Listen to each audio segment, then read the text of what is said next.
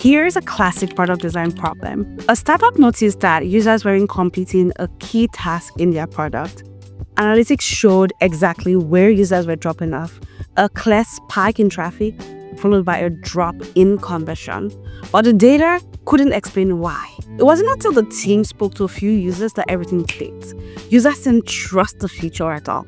The initial data wasn't wrong, it was incomplete. And that's the difference between quantitative and qualitative research. Do you ever struggle to understand industry jargons as an early career product designer? If so, don't worry, you're exactly who the series is for. I've put together a full A to Z guide of product design terms to help you not only understand these concepts, but use them confidently in your communication so that you can set clear expectations and show your value as a product designer. So far, we have covered letter A to P, and today we are on letter Q. And our word for today is, drumroll, quantitative versus qualitative research. By the end of this video, you'll be able to clearly explain the difference between quantitative and qualitative research without sounding vague or overcomplicating it. You'll know when to use each, what questions they are best suited to answer, and why strong product decisions usually require both. And most importantly, you'll be able to talk about research in a way that signals clarity, confidence, and product thinking, whether you are in a meeting, a design review, or even an interview. So let's get started with the basics. What is quantitative research? Quantitative research is about numbers and scale. It looks at what users are doing across products using numerical data. It helps you answer questions like, where are users dropping off? How many users are completing this flow? Did version A perform better than version B? Quantitative research is incredibly useful because it helps you spot patterns across large group of users. It gives you confidence that what you're seeing isn't just a one-off.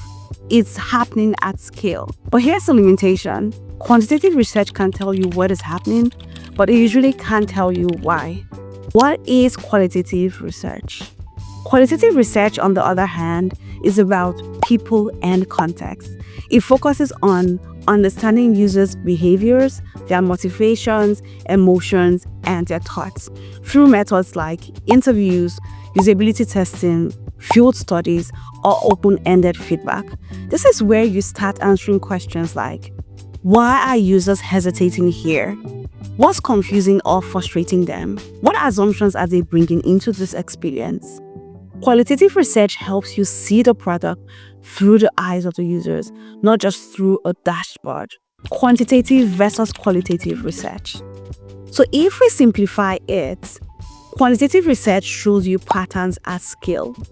Qualitative research gives you depth and meaning. One tells you what is happening, the other tells you why it's happening. And strong product design doesn't choose between them. It knows how to use both. How these show up in practice. Now, let's go a level deeper and look at how these approaches show up in real product work.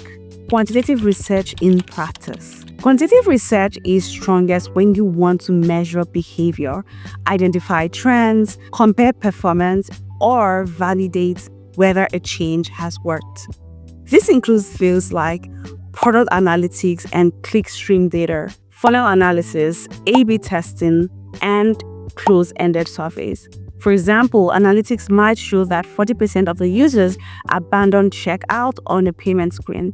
That tells you where the problem is, but not why it's happening. That's usually your signal to dig deeper. Qualitative research in practice. Qualitative research is where you slow down and listen. This includes methods like user interviews, usability testing, contextual inquiry of field studies, and diary studies. For example, usability testing might reveal that users hesitate, they backtrack, or second-guess themselves, even if they eventually complete the task. That behavior often reveals more than what users say after the fact. This is how you uncover motivation, confusion, trust issues, and unmet needs. Attitudinal versus behavioral research. Now, there's one more layer to this that helps everything click. And that's something that a lot of early career product designers do not get clear guidance on. Research doesn't just differ by quantitative or qualitative. It also differs by behavioral versus attitudinal. Behavioral research looks at what users actually do, while attitudinal research looks at what users say, think, or feel. And this is where things often get confusing. Now, let's take an example. Product analytics is both quantitative and behavioral. It shows what users did at scale. User interviews are qualitative and attitudinal. They show how users explain their experience. Neither one of them is wrong. They are just answering different questions. This is why research isn't a straight line, it is a landscape. Strong product decisions happen when you understand what users are doing, why they are doing it, and how they feel about it. Not just one of those in isolation. So let's bring this back to the case we started with. In that startup situation, the analytics were showing a drop-off. That was quantitative and behavioral data. It showed exactly what users were doing, where they were living, and how often. But it couldn't explain why. When the team finally spoke to a few users, they uncovered something completely different.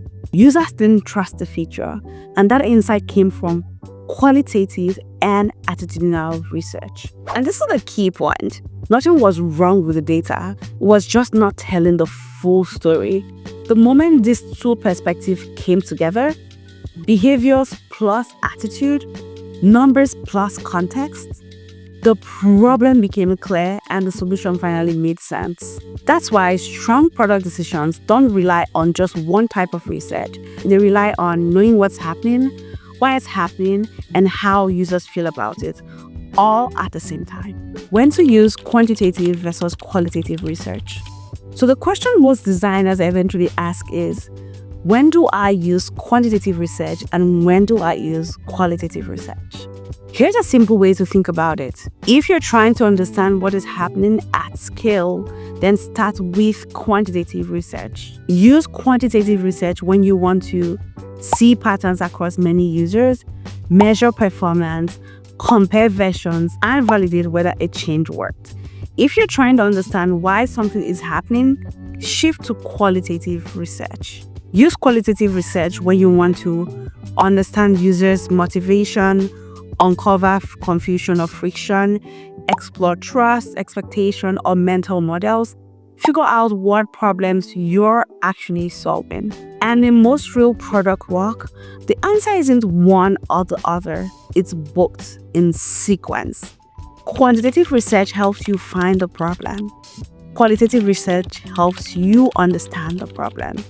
Then you often return to quantitative research to validate the solution. So if all that has been a lot, there's a simple way to remember.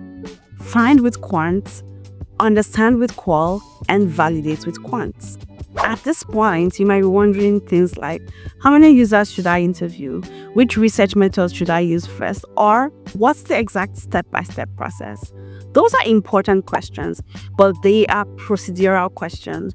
And the honest answer to most of them is, it depends on the context. What matters more, especially early in your career, is understanding why you're doing research and what questions you're trying to answer. Once that's clear, choosing the right method becomes much easier, and the process itself is something that you can learn and adapt over time. So for today, remember this: qualitative research helps you understand what's happening at scale, why qualitative research helps you understand why it's happening. And strong product decisions come from knowing how and when to use both. If you found this video helpful, please give it a thumbs up. It helps more designers like yourself discover this series. And if you're new here, please make sure to subscribe to my channel so that you don't miss the next letter in the A to Z of product design. Thanks for watching, and I'll see you in the next one. Bye-bye.